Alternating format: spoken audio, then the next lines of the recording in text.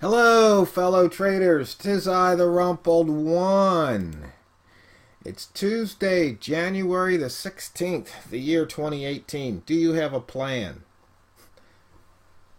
Well, do you? You know the old plan your trade, trade your plan. Well, do you have one? I'm curious.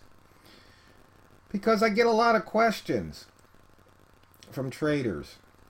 And it seems like most traders are in search mode. They're searching for something that works. Even though in many cases they don't have a plan. I'm only laughing because I've been there before. And not only do you have a plan, did you plan your trade? Did you actually trade your plan? Because it's real easy when prices are moving quickly or you're in a trade and it's against you. It's real easy to abandon that plan, not stick with it. So that's why when I was asked the other day by a trader, if I could suggest some trading books for them to read, I said, no, don't read trading books. Read psychology books. Learn how to master yourself, your brain. Because if you don't, you're going to run into losses probably sooner rather than later. So, let's take a look at what's going on here. And the first thing, maybe one of the most important things of your plan, no matter what your trade triggers are, the indicators, or what time frame you're looking at when you trade, is the money and risk management part. Because if you fail here, chances are you're going to fail with the rest. It's just that simple. And just remember, simple and easy are not always one and the same. It's simple to lift the weight. It's easy to lift, 5 ounces or 5 pounds for most people. 50 pounds is a struggle for some people. And 500 pounds, probably, there might only be 1 or 2 people listening to these and watching my trading videos that can lift 500 pounds. And if you can lift 500 pounds or more, hey, and I mean, not with a lever, but, dead weight, raise your hand. Let us know. We'll congratulate you. That's an accomplishment. Okay. And let's see. The euro hasn't filled the gap yet. Neither has the dollar CAD, but the rest of them have filled. We saw that. And we can see there's a nice big wick. So looking at this chart, it's telling you that the sellers have been pushing down. And right here, when we drop down to the daily, what happened? You can see it. No new high, so it went the other way. No new low, went the other way. It's going the other way right now. We're in the daily candle body, 39 pips below the open. And we've got a couple of 100 rangers today. Euro yen and the beast, the pound yen.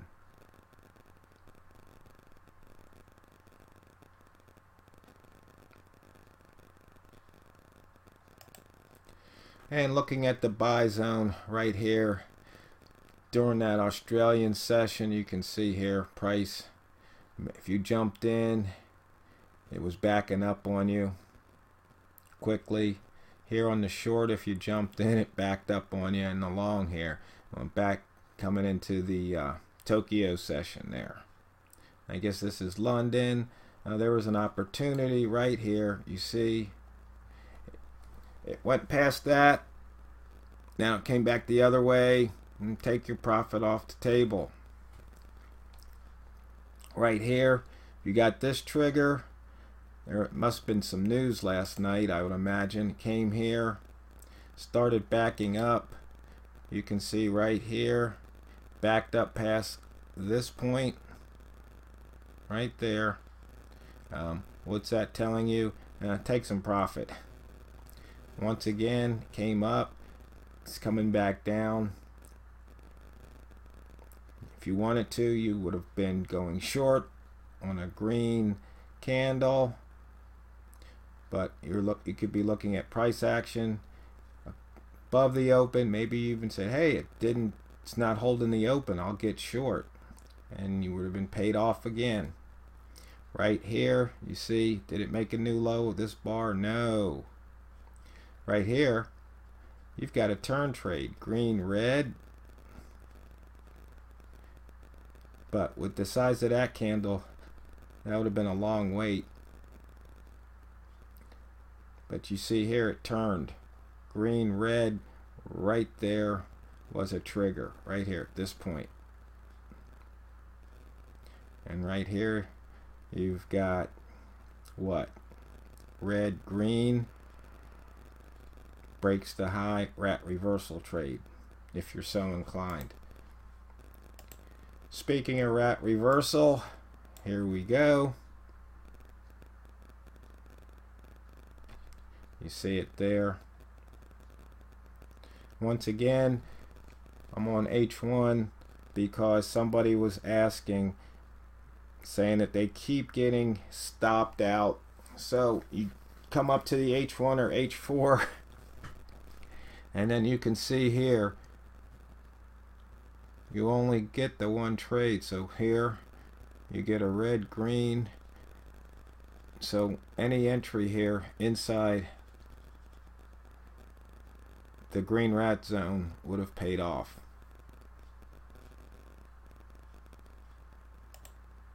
And for the pivot traders, finally open, took out the pivot. That's yesterday's pivot. The day before, hasn't taken them out yet. Touched S1 and reversed. Price action traders, I think I've already explained it for the day. You know, we're looking at higher highs, lower lows, higher lows, or lower highs. We're looking at turn trades and we're looking at price action. It's just real simple. And yeah, you know, I didn't put the indicators, show what indicators, but hey, go to yesterday's video, watch it again. I show all the indicators, but since I was pointing them out, we've got the higher high, lower low bars, and then the higher low, lower high bars. So why do I have both? Because if it's not making a lower low, then it must be making a higher low.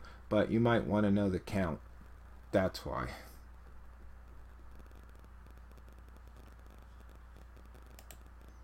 And right here, the 5 lines from yesterday. Simple stuff. Simple, simple. As you can see, taking the trade with the candle color at the line. So between the close and the high, what do we have? We have the upper wick zone. Price doesn't like staying in the wick zone. In fact, I was talking to a trader yesterday, and he was telling me how he liked the fact that you know, on these trades or methods, ideas, I also wrote the frequency distribution so I can show you how I developed the system, and you know, pretty much how it works, and the fact that, you know, price, once it enters the wick zone, there's a 70% chance or higher, depending on the pair, that it won't remain in the wick zone. And that's kind of easy to see. All you got to do is look at a daily chart. So can you see any places where the close stayed in the wick zone? I see one right here. See, it closed in the wick zone. Maybe I should write an indicator puts that dots the chart. Puts a dot, close in wick zone. Because if it closed in the wick zone, it might give you an idea that, hey, something's going to happen the next day. In this case, there was a little breakout there. Do we have any other closes in the wick zone? No, no, no, no, no, no, no, no, no. And so you can see how often price doesn't, how often it closes in the wick zone, which isn't that often. So that's the wick zone. I know, maybe I should do an indicator last bar or bar number, last time or most recent wick zone close. That'd be interesting. I might have to do that. I'll have to jot that one down. Hey, thanks for giving me the idea. Okay, highest open, lowest open. Once again, very similar to the trade of the wick zone, except we're always trading back towards the open, the daily open price. I believe this is that's a midpoint of some sort. So if I had the daily open here, we always trade the highest open, lowest open toward the daily open. And you can see here, there's the highest open. It came out, went back in, came out, went back in, came out big. Now we've got the lowest open for the day. And yes, these zones move, because if it makes a new highest open, we got to move the zone up. If it makes a new lower open, we got to move it down. So it doesn't repaint, in case anybody was thinking that. You know, that whole repaint, that's another topic. Oh yeah, you know, I love the comments from some of you traders about the squigglies. You say, oh man, the horror, the horror, the horror. You guys crack me up. Anyway, yeah, the squigglies. Okay, I'll put you out of your misery for the squigglies. But, and this is the, you know, the one tick chart, the only true chart, that indicator that I made for this year. You know, I can't even remember. It was something about using one candle or something. Can't remember what put me on doing this again, or dusting off the old tick chart indicator and then upgrading it, redoing it. That's something I wrote. I think it was back in 2009 or 2008 or 2009, when I was just learning MT4. You know, some of those, the old code, it's you know, it's horrendous, and when I look at it, because back then I was just learning MT4. You know, been a programmer since the 70s, but I hadn't coded in this language. So I basically learned by you know, looking at how other people coded, and just to bang some indicators out. But then as the years gone by, I've refined my methods, and yeah, I've learned from other traders and looking at the documentation on MT4. But anyway, yeah, the code needed a little upgrade. Didn't really upgrade it that much. I just wanted to bang out the idea, see how it works. So once again, you know, what's the plan? It could be as simple as when the bid crosses this, I'll go long.